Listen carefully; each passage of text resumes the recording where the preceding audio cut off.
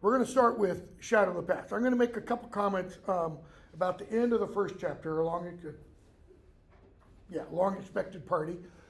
If you remember, towards the end of that,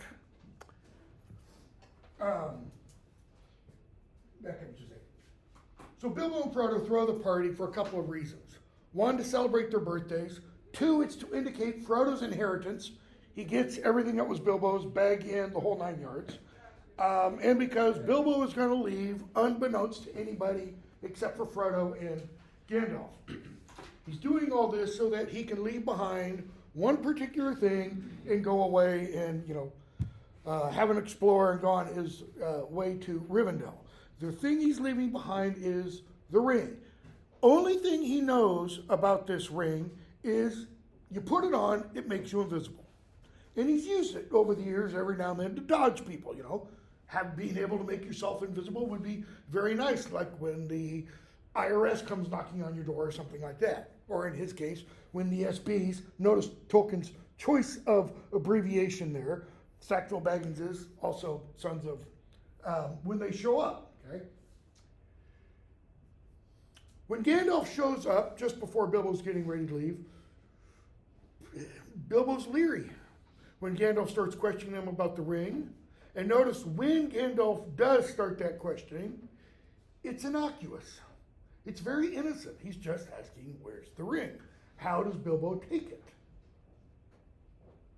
He gets extremely defensive, to the point where Gandalf has to threaten him, essentially. And Bilbo says, if you wanted the ring, why didn't Gandalf, kind of blows up at him. Name? Megan, I'm sorry. Yeah. But he does finally leave the ring. He puts it on the mantle. Frodo comes in. Frodo and Gandalf talk a little bit about Bilbo leaving and such. And one thing before Bilbo leaves, he says something to Gandalf about how he physically feels. Anybody remember? Paraphrase what he says? Thin. People say he's preserved, well preserved. He says he feels like, something like too little butter spread over too much bread. Okay? That's one of the things that has Gandalf curious. Or Gandalf, depending on your pronunciation. Okay? So he leaves. Frodo comes in. Gandalf and Frodo talk about the ring. Frodo says, the ring's useful. He's thought of putting it, don't do that. Okay? Then Gandalf says, I've got to go away for a while. He doesn't say why. He does say he's got some ideas about the ring, but he's not going to tell them. Okay? Several years later, I think it's 17, Gandalf returns. So he's come back once or twice in between that, but then he's gone for a long time. I believe it is the time that Frodo finally doesn't see him for is 14 years. So the first 1, 2, 3 years, he comes back sporadically, but then he's gone for a long time. Chapter 2, Shadow of the Past. Notice how it begins similar to chapter 1. What do we see? Okay, Frodo's getting ready for a birthday. What else? Get a couple pages in, and just like with a long expected party, who do we see talking where? This is one of the way Tolkien starts, weaving these threads.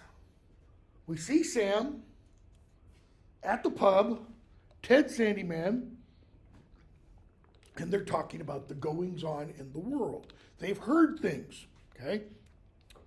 People even talk about seeing trees moving. And Ted Sandyman's like, get out of here, man. Trees don't move. They move in the wind, but they don't walk. Sam talks about elves leaving Middle Earth. It says Mr. Frodo has, knows a lot about elves and such. Okay? So we go on. Page 45. Sam chants, The elves, they are sailing, sailing, sailing over the sea. They are going into the west and leaving us. And Ted, Sandyman, laughs. Okay? Well, that isn't anything new if you believe the old tales, and I don't see what it matters to me or you. Let them sail. Warrant you haven't seen them doing it, nor anyone else in the Shire. In other words, Sam's talking about elves, which even in the Shire are like mythological beings. Okay? They are real. They know they're real, but nobody in the Shire, except for Bilbo, has really had any contact with them. Right? In Sam's kind of sing-songs, they're leaving, meaning they're going away, never to return. And Ted Sandyman says, who gives a? Why? Why does Ted Sandyman think that way? What do I have to do with elves? What do elves have to do with me? What's he thinking? This is what's important. Right here, right now, my life. Okay? Sam, he goes on and talks about Bilbo and says, Frodo first. Frodo knows a lot about stories, and even Mr. Bilbo knew even more. Okay? Ted, they're cracked, meaning they're crazy. Ted doesn't even believe Frodo and Bilbo, the latter more especially, have had any contacts with elves. He thinks what about Bilbo? Why? Because he's never seen him, so why should he believe Bilbo? And what else? See, Bilbo had an experience, let's just call it that, a long time ago. Okay? At this point, can't remember off the top of my head, it's like 70 or 80 years ago. All right? And that experience involved elves, according to Bilbo, involved a dragon, involved dwarves, involved treasure. Bilbo comes back from that experience changed. That's the experience recounted in the book, The Hobbit. He goes on an adventure. He doesn't want to. Hobbits don't like adventure. They just want to stay home and have multiple meals a day and smoke their pipe and drink their beer and have fun. Okay? But he comes back changed. And one of the things that results of his coming back changed is he lives a long time. He doesn't ever seem to change. Okay? Sam sees this in Mr. Bilbo, but others don't. Others see it, but they think there's something dark and dangerous about it. They have no idea what. All right? So, move over a page or two, and page 46, Gandalf reappears. Okay? And the narrator tells us, for a couple of years, Gandalf would come back, and then he disappeared for a long time. So, Gandalf comes at an evening, knocks on the door. He and Frodo talk a little bit. They go to bed. Bottom of page 46. Frodo says, last night you began to tell me strange things about my ring, Gandalf, and then you stopped because you said such matters were best left until daylight. Why? Why would stories be best left until daylight? Because they're scary. Okay, I don't know if you've ever read Edgar Allan Poe's Fall of the House of Usher. Working on my master's degree, I'd come home late at night from class. I did it all in 1 year. My wife was in bed. I sit down. This is in Florida. It's storming outside, and I get into bed, and I've got to read The Fall of the House of Usher for class the next morning, I think it was. And I'm sitting there. It's like midnight, and it's storming, and I start reading that thing, and I get the heebie-jeebies like you cannot imagine, right? It's a great horror, supernatural, whatever you want to call it, tale, okay? When Poe's at his very best, nobody comes close. That's kind of what Gandalf's talking about. When you're dealing with things that you don't understand, things that have dark beginnings, dark, etc., it's best to read those out in the sun with the wind and flowers and puppies and kittens and, all that around. So, don't you think you'd better finish? Frodo's like, Can you tell me more? And it's not said, it's not implied. But it's almost like Frodo didn't sleep that night because he was wondering about the ring. Almost. Again, it is not said or implied at all. Right? You said it was dangerous. How? In what way? In many ways, Gandalf says, it is more powerful than I ever dared to think at first. So powerful. Notice Gandalf doesn't start off, with a slow build-up. How powerful is the ring? So powerful that in the end, it would utterly overcome anyone of mortal race who possessed it. It would possess him. What is the all-important phrase in that little speech of Gandalf's? It's 3 words. In the end. It's not going to possess the person initially or immediately. It's if you possess it for a long time, ultimately, it will possess you. Okay? Now, who does that apply to? Gollum, Bilbo, Frodo, anyone of mortal race, that is, anyone who, upon their birth, the clock starts ticking backwards, who will ultimately die of natural causes. Okay? And so what does Gandalf do? He starts relating history to Frodo. If you remember from the introduction, or the foreword, almost said Gandalf, Tolkien says he always liked history, feigned, pretend history even. And he says this a little bit in the fairy story essay. He prefers that much, much more to, something like allegory, he says. Why? Because even pretend history, you can do what? You can tell stories that other people enter into and make their own, which you can't do with allegory. So, he talks about the rings. All of the rings, not just the ring Frodo has. And he says magic rings were made of various kinds. Some more potent, meaning powerful, and some less. The lesser rings were only essays. Essay means a trial, an attempt in the craft before it was full grown. He said, but the great rings, rings of power, they were perilous.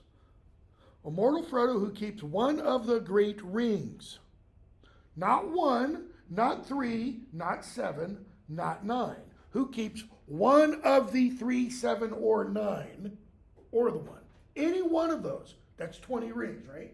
3 and 7 is 10, 9 and 1 is 10, 20. A mortal who keeps any one of those does not die.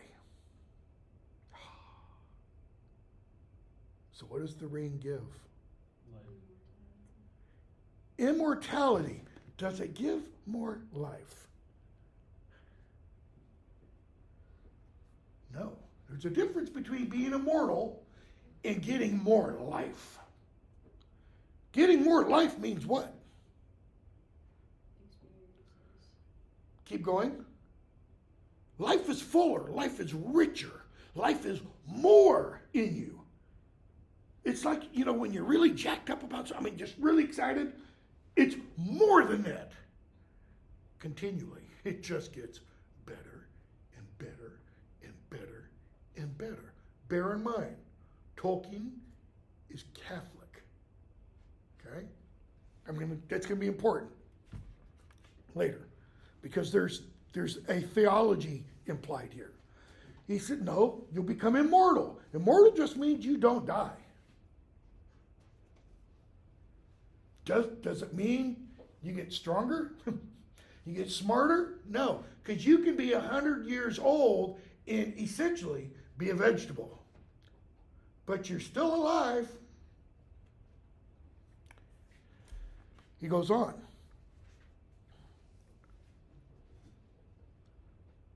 Immortal Frodo, who keeps one of the great rings, does not die, but he does not grow or obtain more life. Jesus said to his disciples, I've come that you may have life. And, anybody know how the rest of the sentence goes? Life in abundance. That is more life. I brought up Jesus for a reason. Again, Tolkien's Catholicism. He goes on. He merely continues until at last every minute is a weariness. The other day, Thursday I think it was, might have been Tuesday, I mentioned an episode of the X-Files that dealt with an immortal. And the guy wants more than anything else to die. And he puts himself in all these situations to die. And he does, but then he comes back. And there's a certain thing that has to be done in order to make him really fully die. It's not like a wooden stake through the heart or a silver bullet or a crucifix, etc. He's not a vampire. So, and if he often uses the ring to make himself invisible, he fades. Notice the ring capitalized. So, what apparently does any one of the rings of power do? Any one of them makes you invisible. It's not just the one ring that does that. Okay? He fades. If he uses the ring a lot to become invisible, what happens?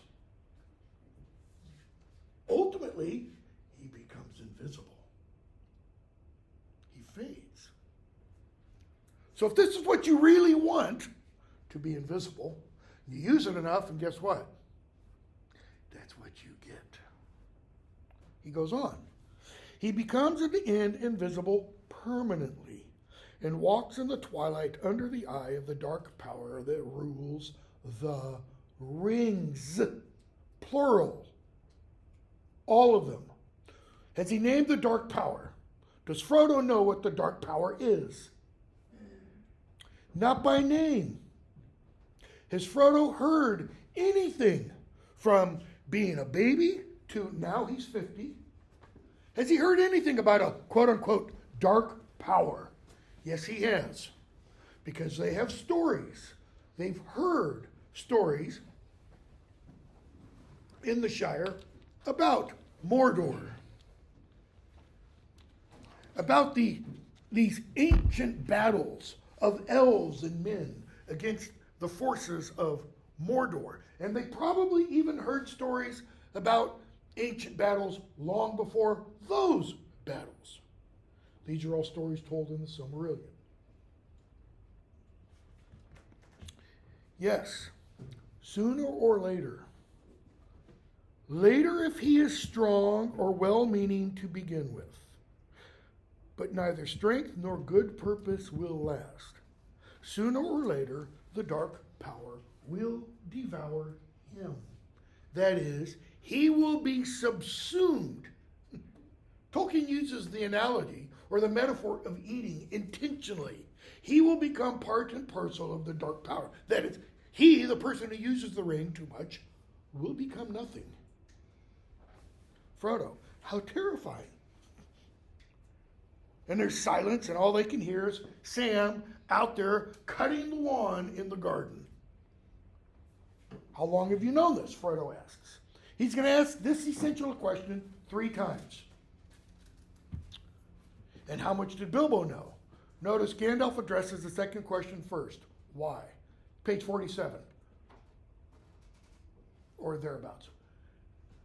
Because that's really the question that Frodo wants to know. He wants to know, how did this affect Bilbo? What he's getting at is Bilbo okay? Because Bilbo had the ring for a long time, from the age of 50 to 133. And he used it. Not all the time, but at times. Bilbo knew no more than what he told you, I am sure. He wouldn't have passed the ring on if he thought there was something dangerous. Okay? So,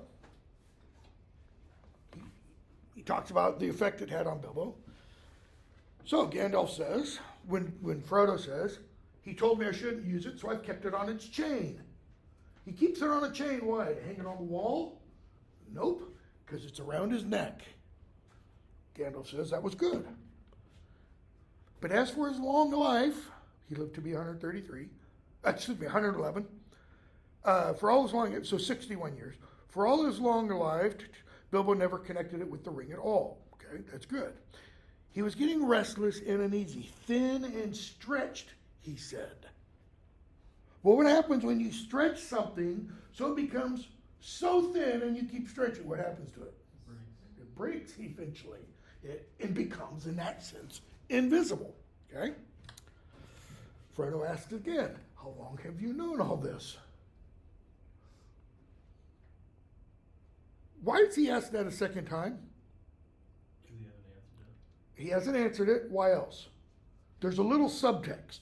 He's been gone for so long. You've been gone 17 years. Why didn't you tell me before? The subtext is, okay, you knew some of this before. You didn't tell me. You could have warned me. Gandalf. And the way I know there's that little subtext to it is because of Gandalf's response. Okay, physically, just physically, compare Frodo and Gandalf. Gandalf's old. Frodo's like this tall. Gandalf's probably like this tall. He might be a little stooped over because he appears to be old. He is old, by the way. Like several thousand years old, and actually much, we'll find out, older than that. Okay? Known? I have known much that only the wise know, Frodo. And shut up. Notice that only the wise. Gandalf saying, I'm one of those, the wise. What is Gandalf to the people of the Shire? What else? What did he do at Bilbo and Frodo's birthday party? Firework maker, man. He does cool fireworks. But if you mean known about this ring, I still don't know, you might say. There's the last test. Notice what he's saying about knowing. There's got to be proof. He doesn't have the proof yet. He's pretty darn sure. When did I first begin to guess? Let's see, when was that? Oh, yeah. It was the year the White Council drove the Dark Power from Mirkwood, just before the Battle of Five Armies. How long ago was that? 61 plus 17, 78 years. 61 years ago, 78 years ago, now at this point, is when Bilbo got the ring. It's that same time that the White Council drove the Dark Power, that's Sauron, from Mirkwood Forest. Okay? Then Bilbo found his ring. He said, Bilbo told me the story, and I thought, there's more than that. And so he mentions what he's been doing since then. He talks about talking with Saruman the White, etc. Or he thought of talking with Saruman the White, but something held him back. Frodo asked, who's he? Gandalf. He's the leader of my council, my order. Saruman the White is the greatest of the 5 wizards of Middle-earth. Okay? Chief of my order, he's great among the wise, blah, blah, blah. He's the head of the council of the wise. We're never told exactly who are the members of the council of the wise. Gandalf is obviously there, Saruman is obviously there, Galadriel is going to be there, Elrond is going to be there. Anybody else? There might be, but maybe Radagast the Brown, but I don't think so. He's not the Radagast in the stupid movies, Bird Tamer and all that kind of stuff. So,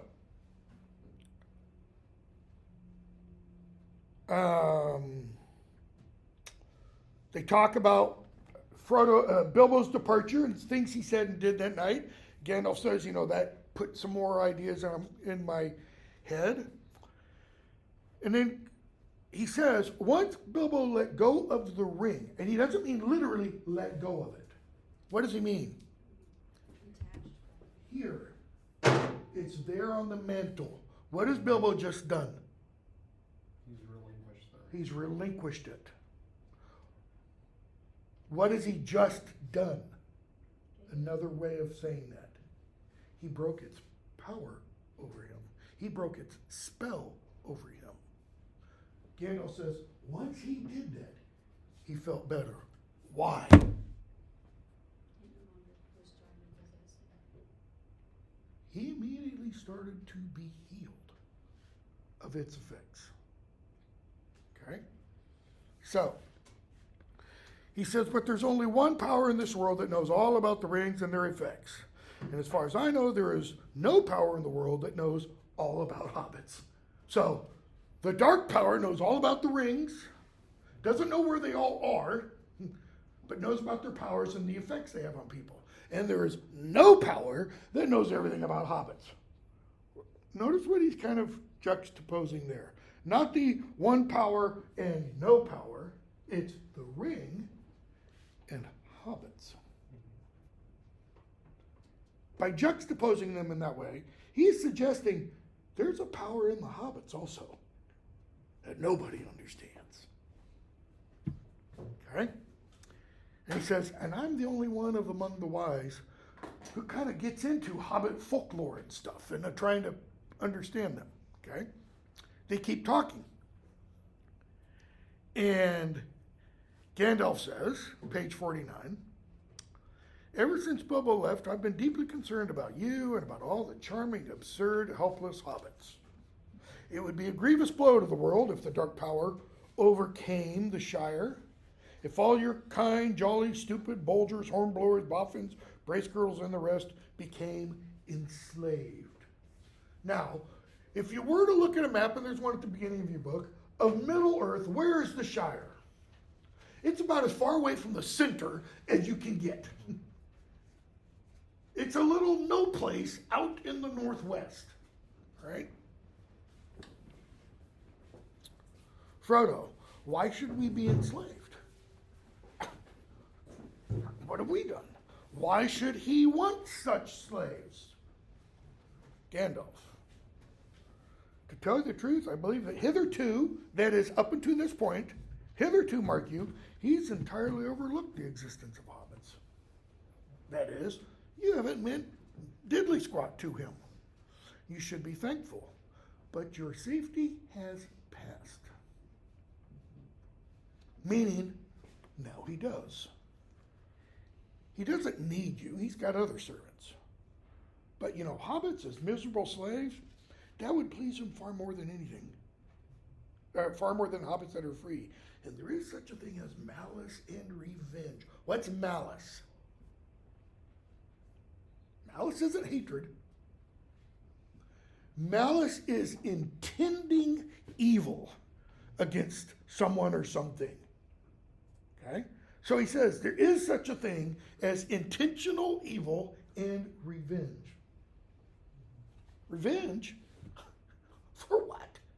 Right? Because revenge is always directed towards somebody because of an action they've done against you. Frodo's thinking, okay, the grand scheme of history, world history as I know it. What did hobbits do against the dark power? Drawing a blank. I still don't understand what all this has to do with Bilbo and myself and our ring. It has everything to do with it. You do not know the real peril yet, but you shall, like in 3 minutes. I wasn't sure of it myself when I was last here. But now the time has come. Give me the ring for a moment. Notice what Gandalf does not say. He doesn't say, give me the ring. Because that can be interpreted as what?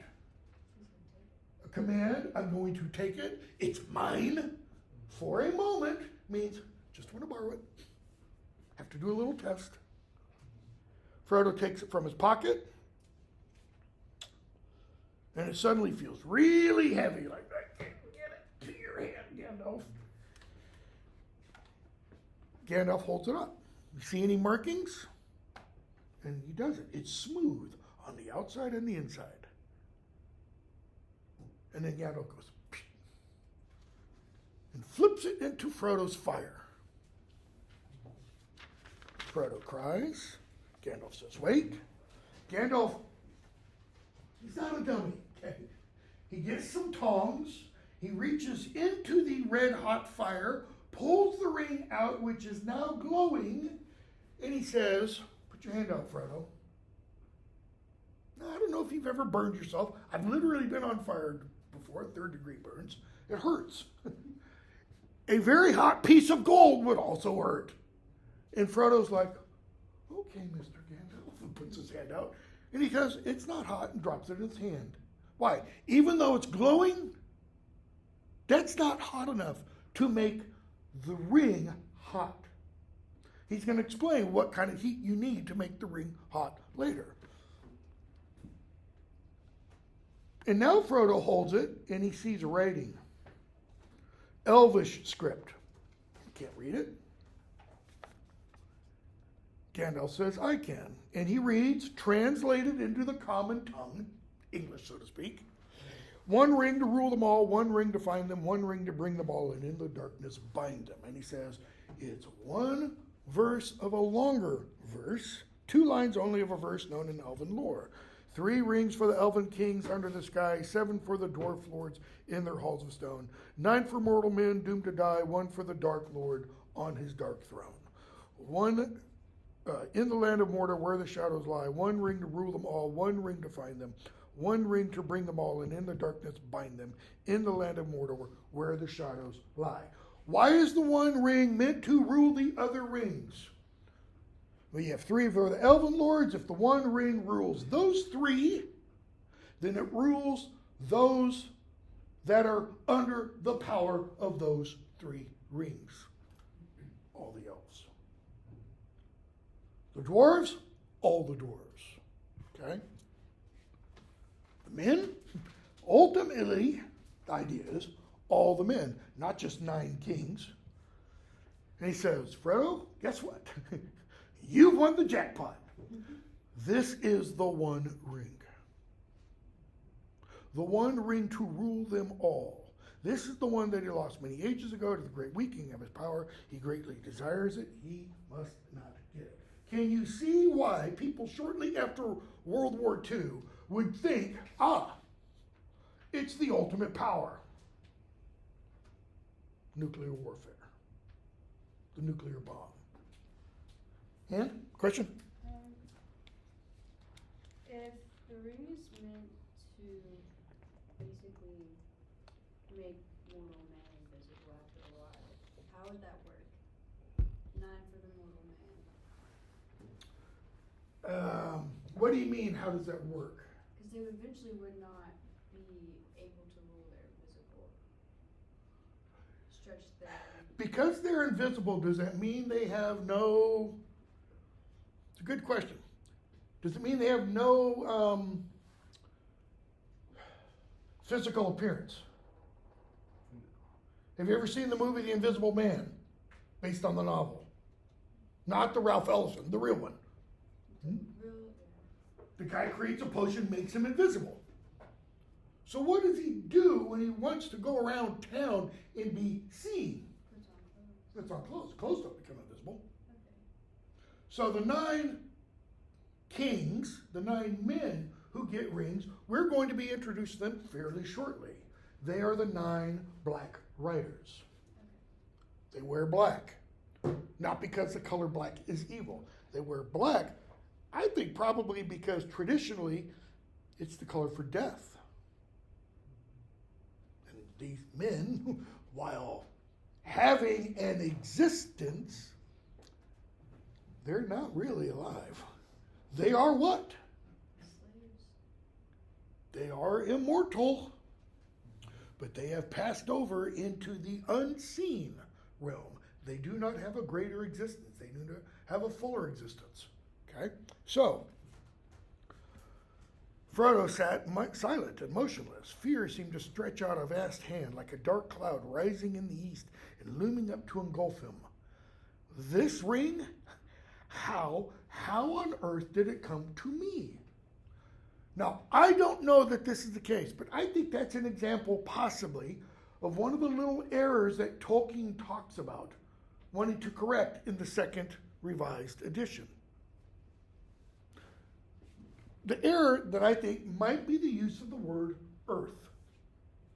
Now, Tolkien might intend that earth just means dirt, the stuff that the world is made of. But Earth is also in our world, the primary world, what we call this ball that we inhabit, the Earth. It's not called that there. This is Middle Earth, but it's Arda. Okay? The universe is actually Arda.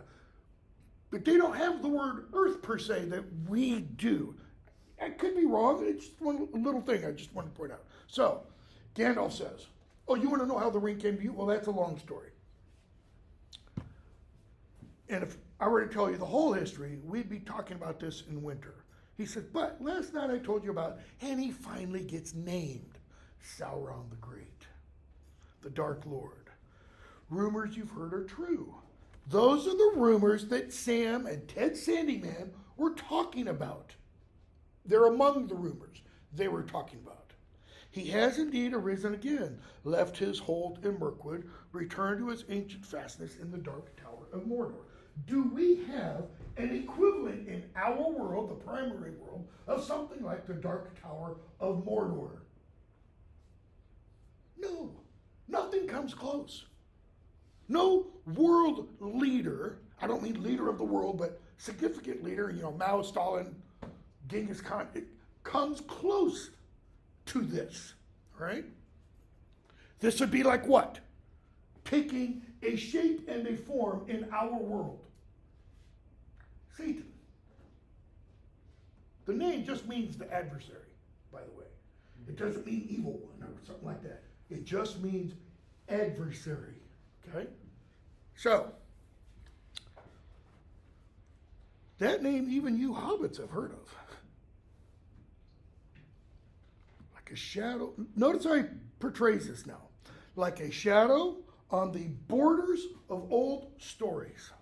So old stories go how far back?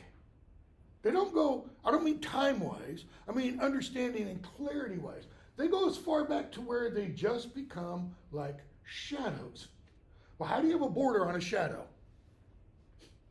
The shadow itself becomes part of the borderland. So he says that like a shadow on the border of old stories. It's like just this general darkness. A modern example? Kind of. The boogeyman for a little kid. That's something doesn't have real shape, but it's back there. For me, it would have been growing up, being 6 years old, like the Zodiac Killer. I heard, no idea ultimately what it meant. So he says, always after a defeat and a respite, the shadow takes another shape and grows again. What's the shadow? And notice it's capitalized. Sauron. Nope. It's a good guess. It's close. It's evil. It's the ultimate force of evil. Always notice, after a defeat, what? Can you defeat in Middle Earth evil? No. George W. Bush, September 20th, 21st, can't remember the exact date, 2001, delivered an address to a joint session of Congress. It's regarded as one of the greatest American speeches ever by George W. Bush, okay? He said one, just totally idiotic, stupid thing. He said, we will have this great war on terror and we will defeat terror. How the hell do you defeat terror? I mean, think about that literally. What do you have to do to defeat terror? Let's say I say, I'm going to defeat terror. Any one of you could be terrifying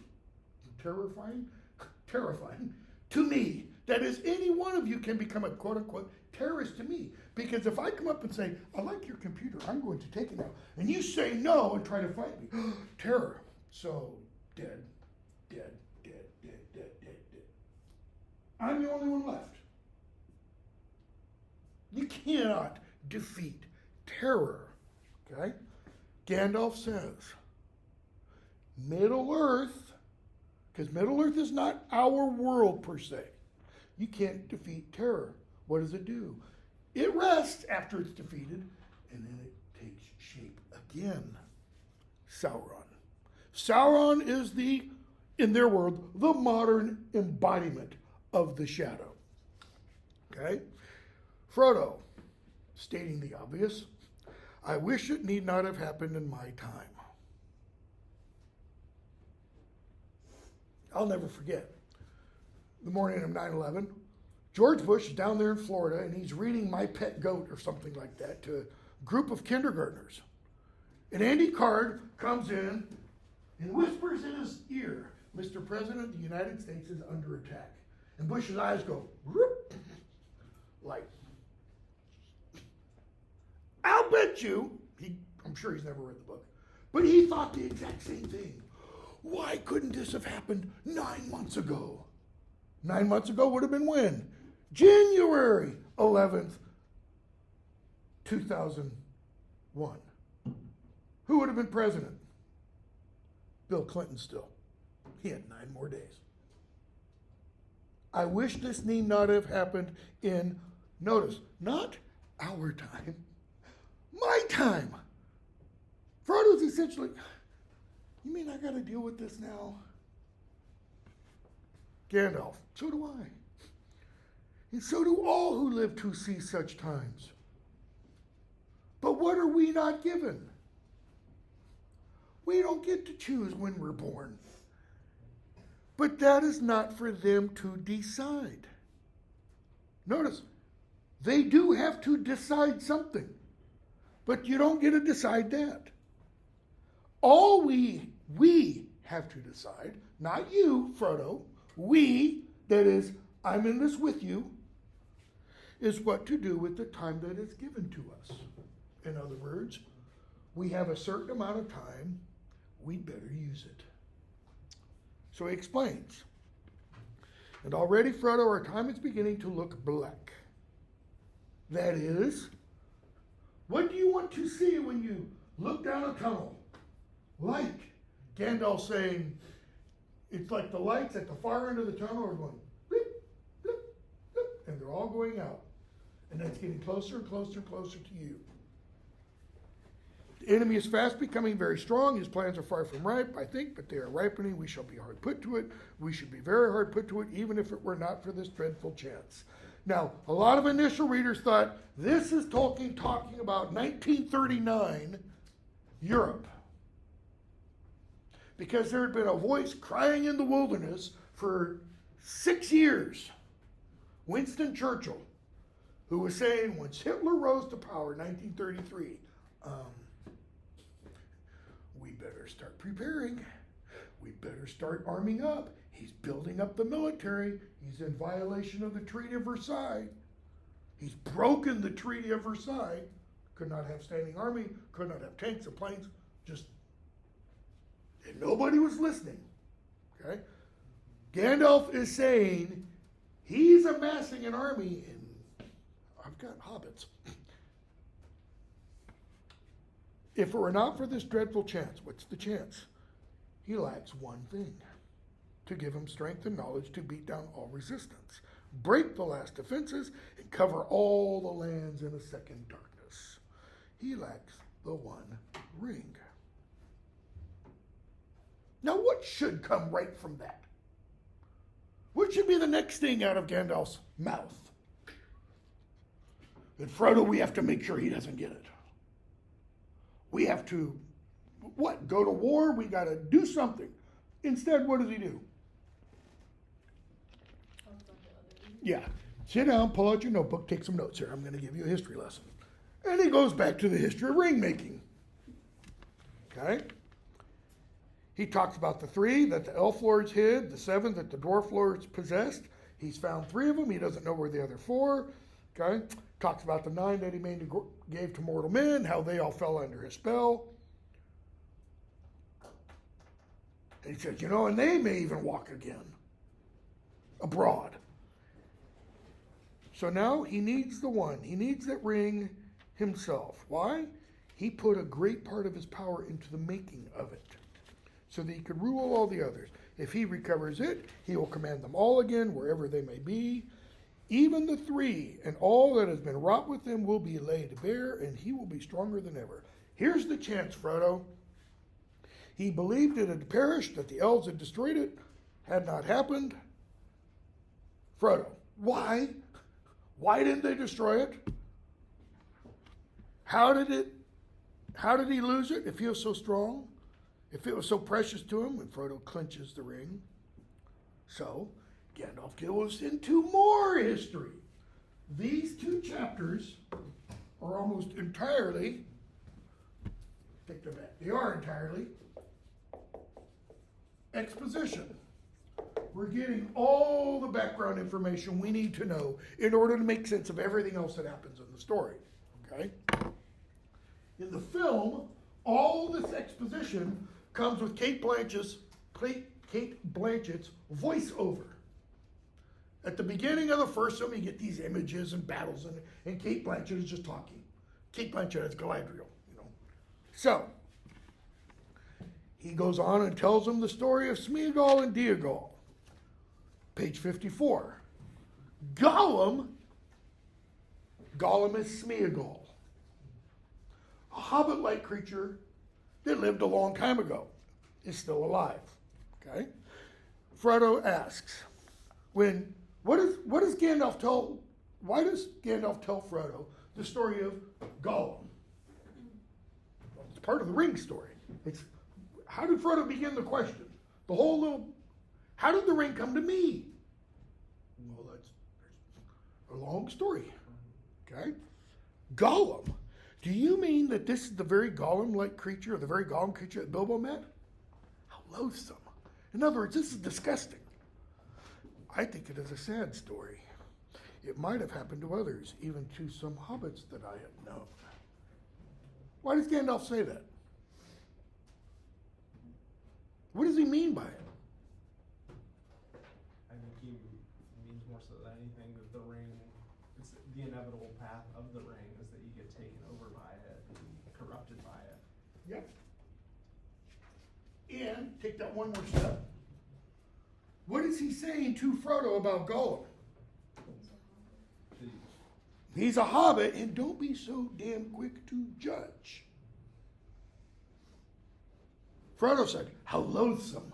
If something is loathsome, do you go up to it and go, oh, how wonderful and pretty? No, you shy away. Gandalf is saying, there but for the grace of whoever, go you, Frodo. I can't believe that Gollum was connected with the hobbits, however distantly. Why? Okay, it's a lot easier if he's not one of us. History of human warfare. Go back to the earliest accounts that we have, not just archaeological stuff, but written accounts. What does every tribe, nation, people, clan, etc. do to those they are getting ready to wage war against? You dehumanize them. You make them less than you. Thus, the nicknames. Gooks, Vietnam for North Koreans. We didn't call for North Vietnamese. We didn't call South Vietnamese gooks, the soldiers. Why? Because they were allies. Germans, Jerry's, Krauts. Japanese, Japs, Nips. Pick your enemy and you can find the dehumanizing of that enemy. Frodo wants to dehobbitize Gollum because if Gollum is like me, then what does that say about me? I can become a Gollum. What do we hear everywhere, all the time, about Hitler? He was mad. He was crazy. He had syphilis. He was demonic. What are all those ways?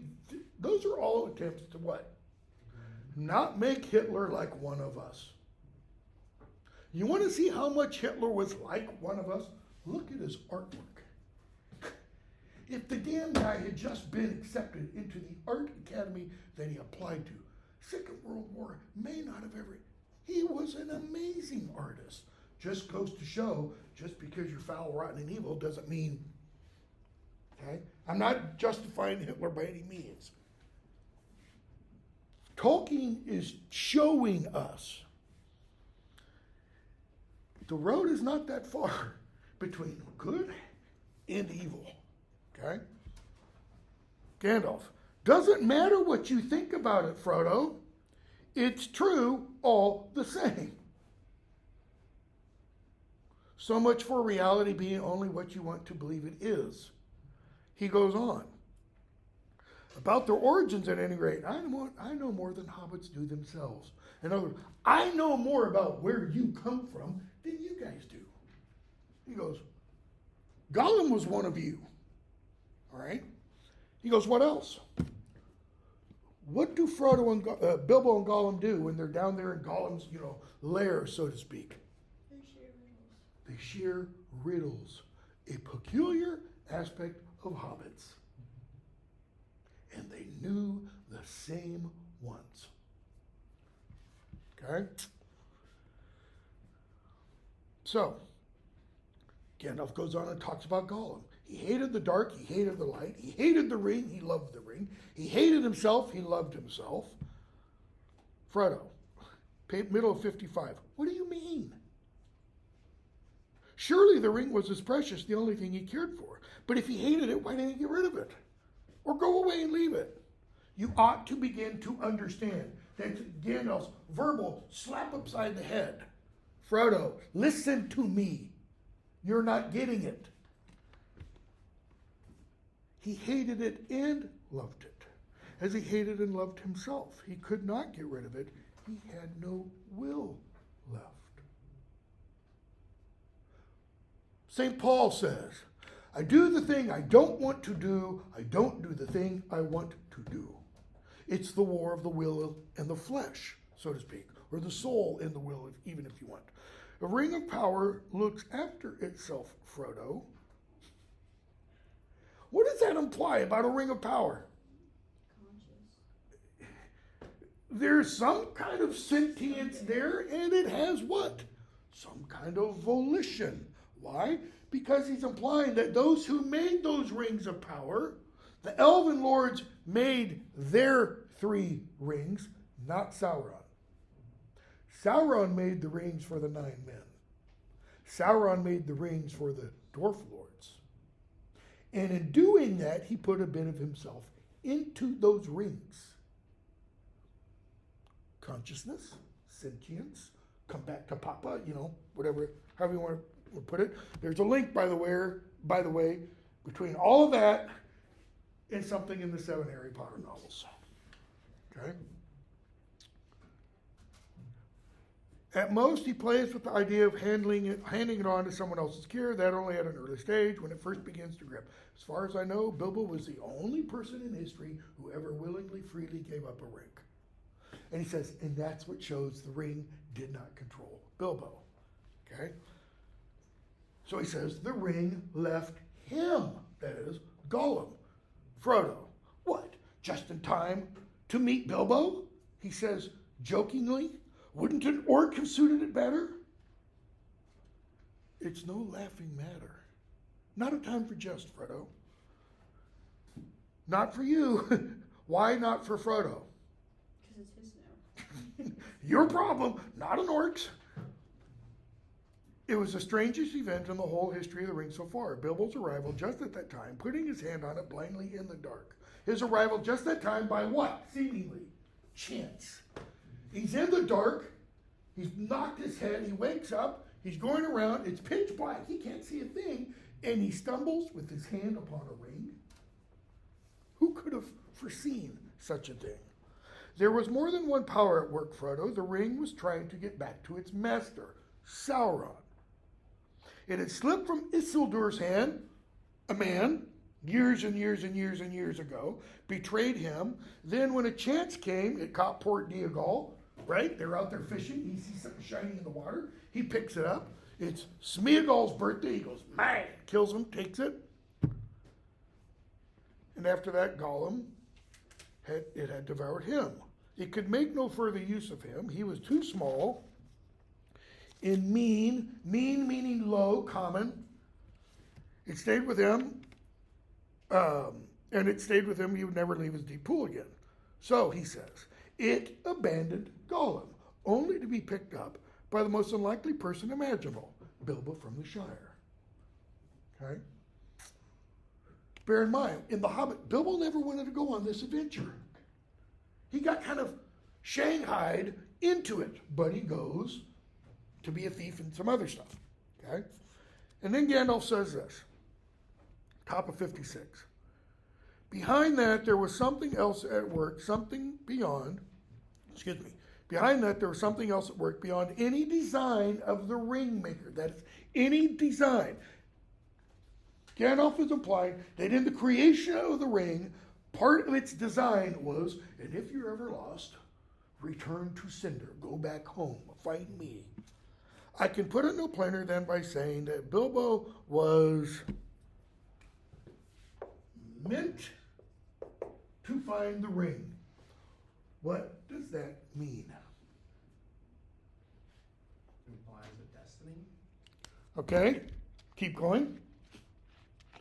This is the past tense of a verb, to mean. What does that verb require? All active verbs require that.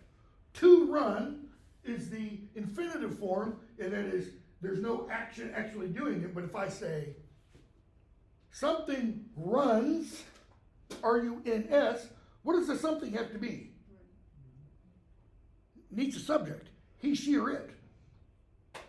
If I say, something goes, something has to mean.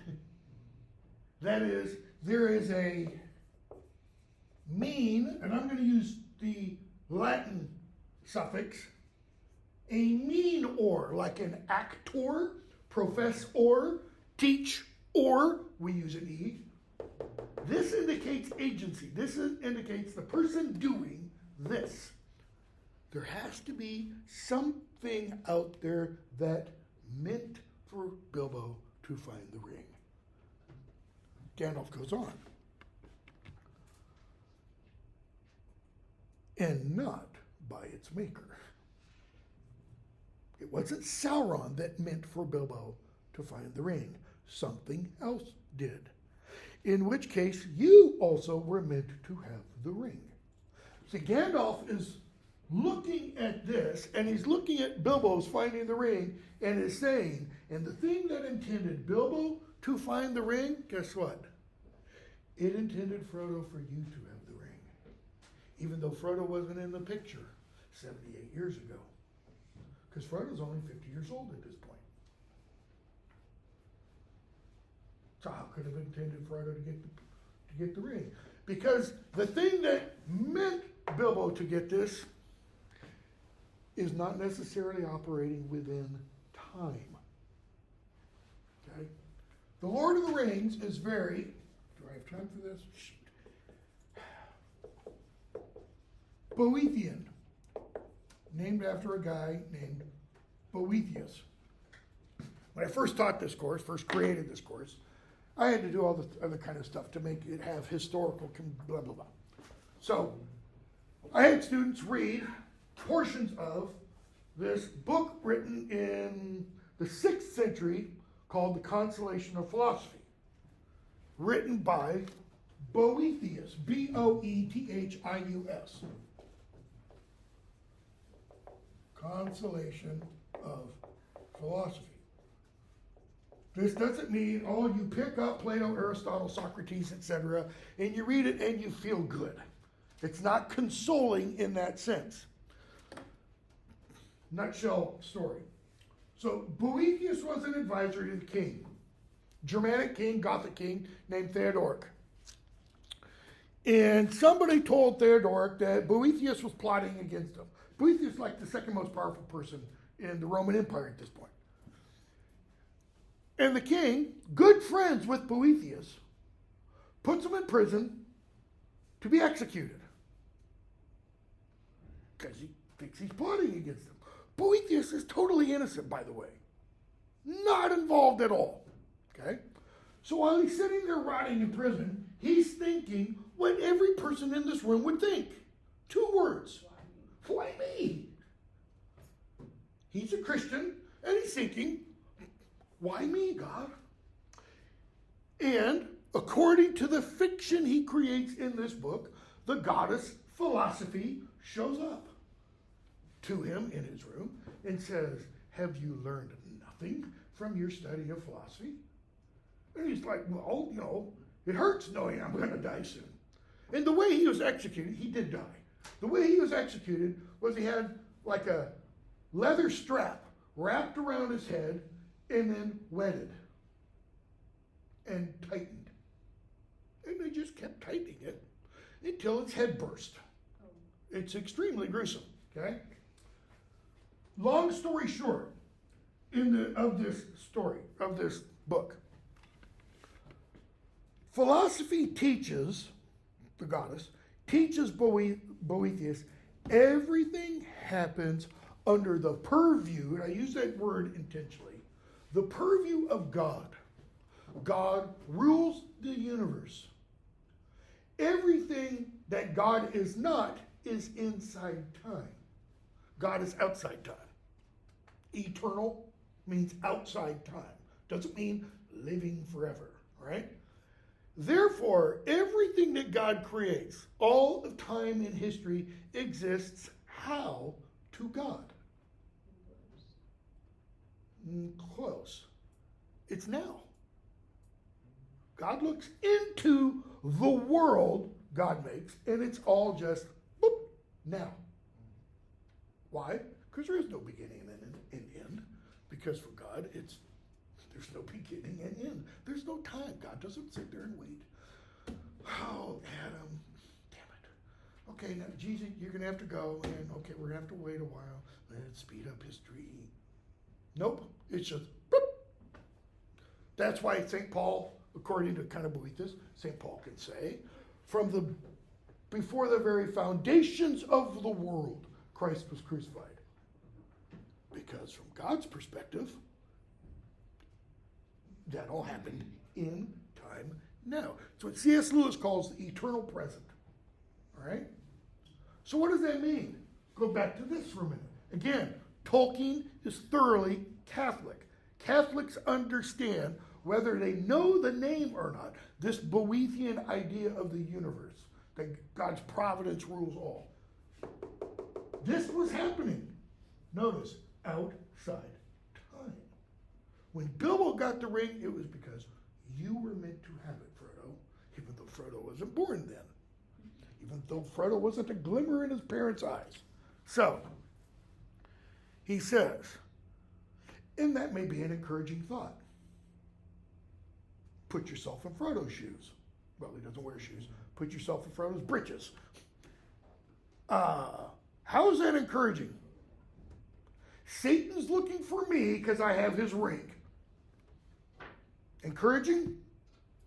Not really. It is not. I don't understand. How have you learned all this about the ring? How do you know about Gollum? Do you really know it all, or are you just guessing? Ooh, little midget speaking to all-powerful, seemingly Gandalf. His eyes glint. Whenever somebody's eyes glint in the novel, not good. It's an indication of one of two things. One, a lot of anger, or two, lust. Not sexual lust. Lust for power. Lust for something else. Okay? Gandalf, I knew much and I have learned much, but I'm not going to give an account of all my doings to you. He says, how do I know about your ring? Look at it, stupid. It's got the writing on it. He says, everything else? I did my research. And I talked to Gollum. Guess who else has talked to Gollum? Sauron has talked to Gollum. And if Sauron has talked to Gollum, what does Sauron know about? The ring, hobbitses, Bagginses. Or Baggins. That's how Gollum talks. Because Sauron got the truth from Gollum. A hobbit named Baggins stole his ring a long time ago. And so now Sauron is looking for this hobbit named Baggins. Okay? Page 59.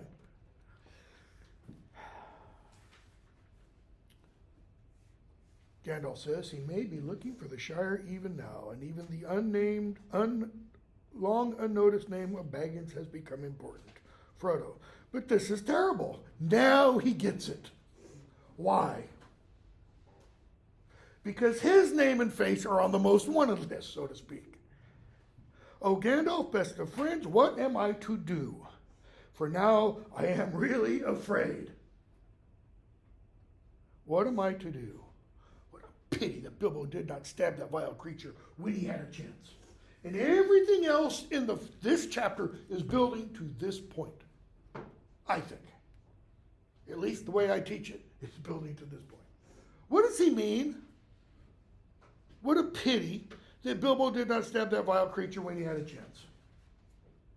See, in the Hobbit, Bilbo does have the opportunity to kill Gollum. He's got the ring on, he's invisible, he has a little sword, and he doesn't. He jumps over him and escapes. That enables this to happen. Okay? What does he mean, what a pity that he didn't kill him when he had a chance? Because all of it would be hidden. They wouldn't know who he is. In other words, I'd be safe. Yeah. That's what he means by what a pity. Okay? What does pity mean? Well, that's Gandalf's going to get to that. Pity? It was pity that stayed his hand. What does Frodo really mean by the word pity? What a shame. But he doesn't really mean that either. What bad luck. That's what he means. Pity? It was pity that stayed his hand. How does Gandalf use pity there?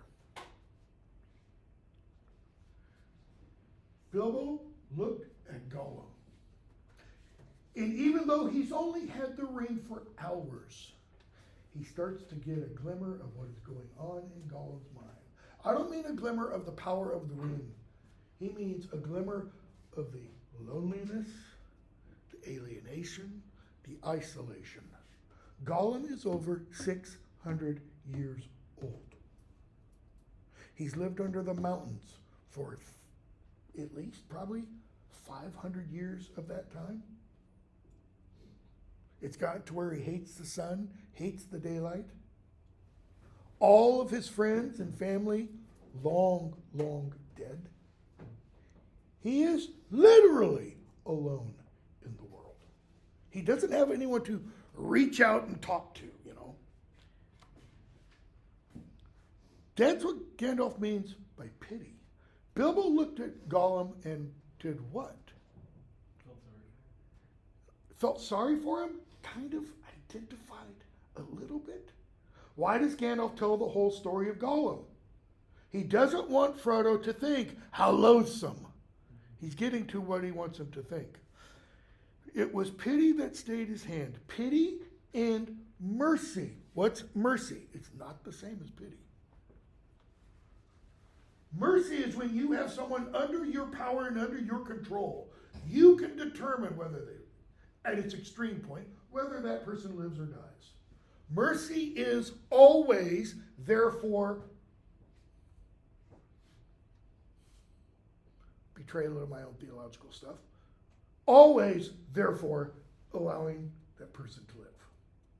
I'm not going to get into euthanasia because there's another issue with euthanasia that I'll maybe talk about later. The person deserves to die, and you do what? You show mercy. You allow that person to... We could jump to the very end of the novel. Back in, when Frodo shows mercy to someone, and that person hates it. Why?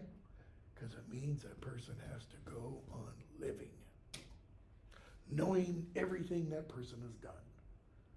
Pity and mercy, not to strike without need. What does he mean without need? To save himself. I think that's what Tolkien means.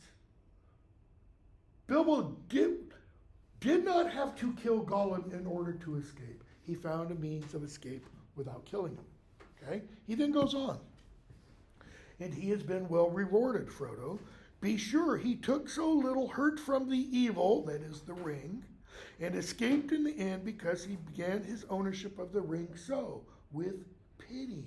What's another word for pity? Love. It's love. Why? Because when you're experiencing that pity and when you show mercy, what are you really thinking more about? That individual and not yourself. That's what love is. Whether you talk about, divine, religious, spiritual love, sexual, erotic, it's not about me. It's about the other person. The other person's desires, wants, all that kind of stuff. Okay? Fred, I'm sorry. And I could almost teach this entire course by focusing on the usage of words and what words really mean. Because Frodo often says something, and Bilbo does in the earlier novel, where Gandalf clarifies and explains, no, you don't mean, you're using the wrong word. And he clarifies and explains what word they really want to use. Frodo, I am sorry, but I am frightened and I do not feel any pity for Gollum. Okay, so is he really sorry? Hell no.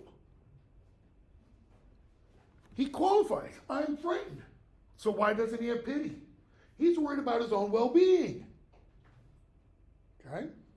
Gandalf, you have not seen him. That if you were to see Gollum, Gandalf is suggesting, you might still be frightened. But what else? You might feel pity. Why? The sad creature. Because, I don't know if it'll still work. Nope. As soon as I picked it up, showed the picture. I can look at this when the picture's not, when the screensaver isn't lit, and it can act like a mirror. He's suggesting, because if you see Gollum, what might you see? Yourself. Jung had a term for this, the shadow. The shadow person, the person that you try not to recognize about yourself. Frodo, no, and I don't want to. I don't want to see Gollum. Why? Even before he finishes his sentence. Or what he's going to say. He's just told Gollum, I don't feel pity for him. Told Gandalf, I don't feel pity for Gollum. Gandalf says, if you saw him, you would. I don't want to. Why? Because that would change how I have to feel about him. And I don't want to. It's easier not to identify with your enemy if what? If they're an enemy. But if you see that individual as possibly being connected, it makes it harder. I can't understand you. Do you mean to say that you and the elves have let him live on after all these horrible deeds? What does that verb let mean? They've had the chance to kill him. They've had the opportunity to kill him. They've allowed him to live. They permitted him to live. And they instead did what? They showed mercy. Now, at any rate, he is as bad as an orc and just an enemy. He deserves death. Okay? So, he's as bad as an orc. Huge distinction between Gollum and orcs. In Tolkien's cosmology, orcs are, to use Hillary Clinton's term, deplorable irredeemables. There is nothing you can do to turn an orc good. They're not little Darth Vaders. They have been so twisted and deformed from what they originally were, elves. By intermarrying elves and bent men and twisting them and subjugating them for thousands of years, there is nothing good. No, in the Christian sense, image of God, so to speak, left in orcs. All right? So he's saying he's just as bad as an orc. he deserves death. Notice, he's just in, what does the word just mean? That's all, only. His sole existence is to be what? To everything else?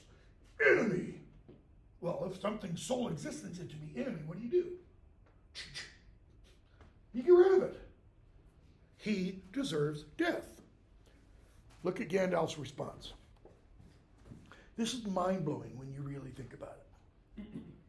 Deserves it? I dare say he does. No, you're right, Frodo. But then Gandalf goes on. Many that live deserve death. And some that die deserve life.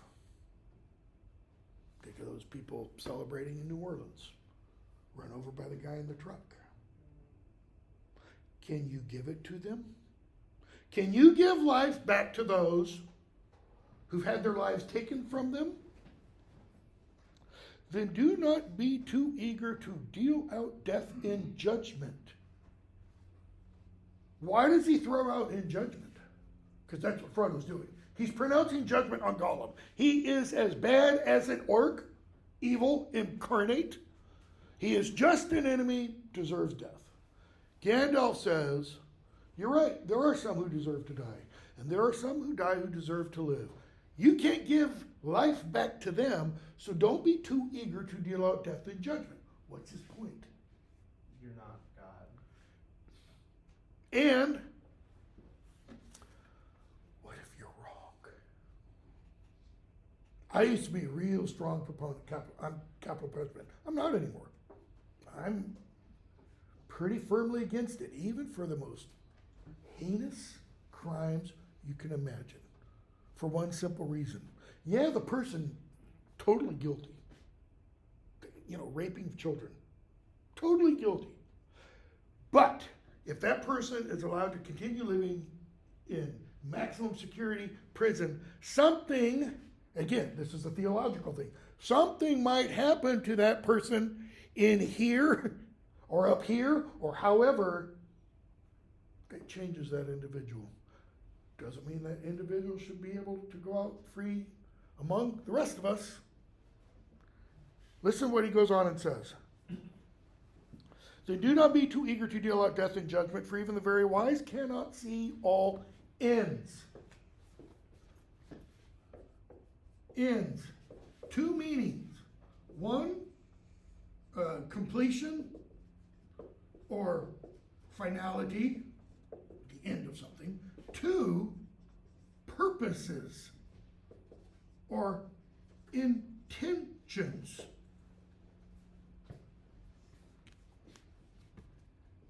Even the very wise cannot see all ends, how everything's going to play out, and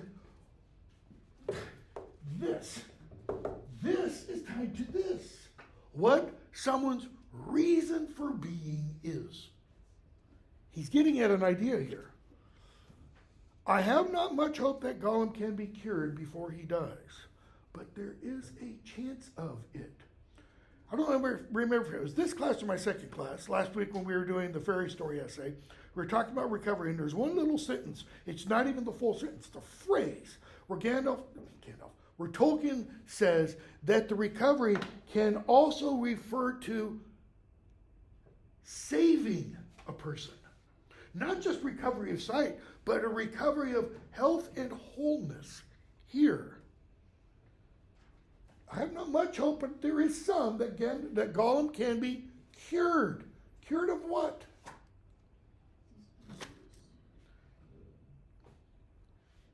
What has happened to Bilbo? He's been cured. He's Or at least saying, he's beginning to be cured. he's saying there is a possibility that Gollum can be what? What's another word for cure? Why do you cure meat? Keep going. What's another word for preserve? You're saving it. Tolkien does not use the word save. Why? Because nothing in the Lord of the Rings is overtly religious. It's always covertly religious.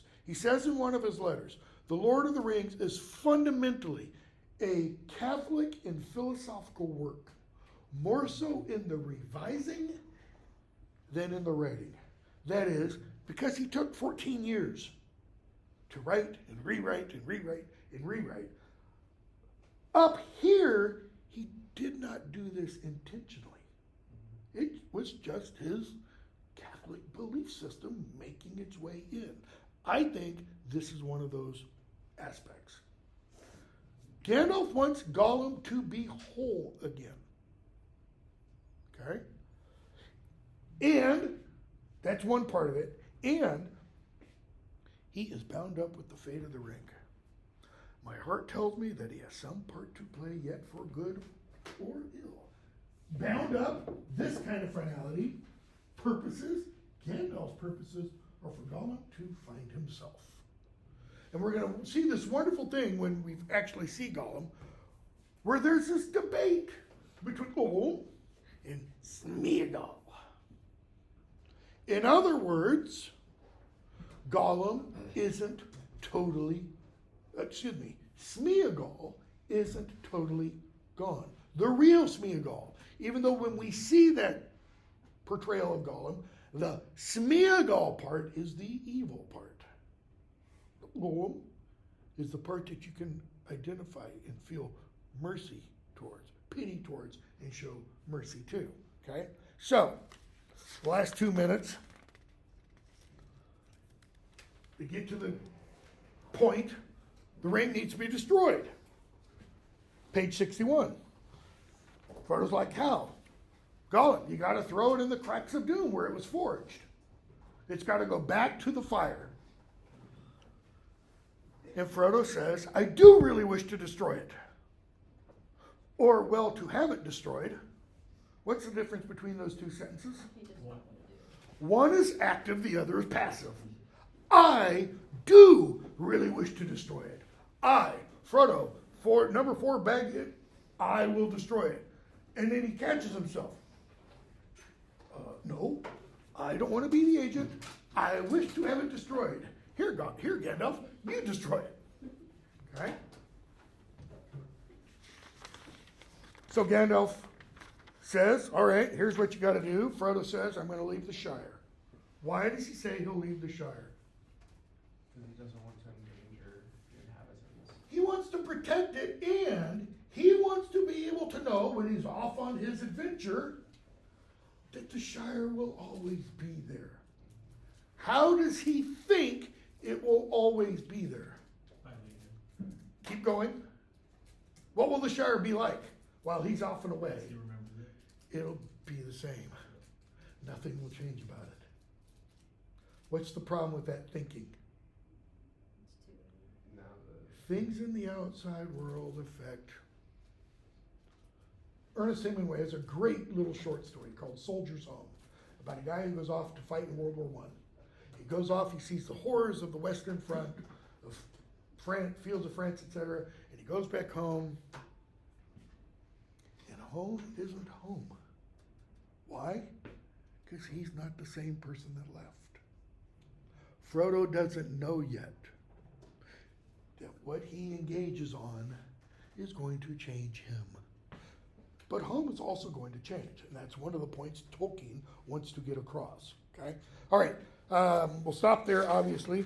We're going to go through the rest of the first book very, very quickly and get to, hopefully, whatever date it is, Thursday, we'll get to the end of the first book, probably try to get a little bit farther, but I'll probably get bogged down on Tom Bombadil, which I don't skip, which Peter Jackson did.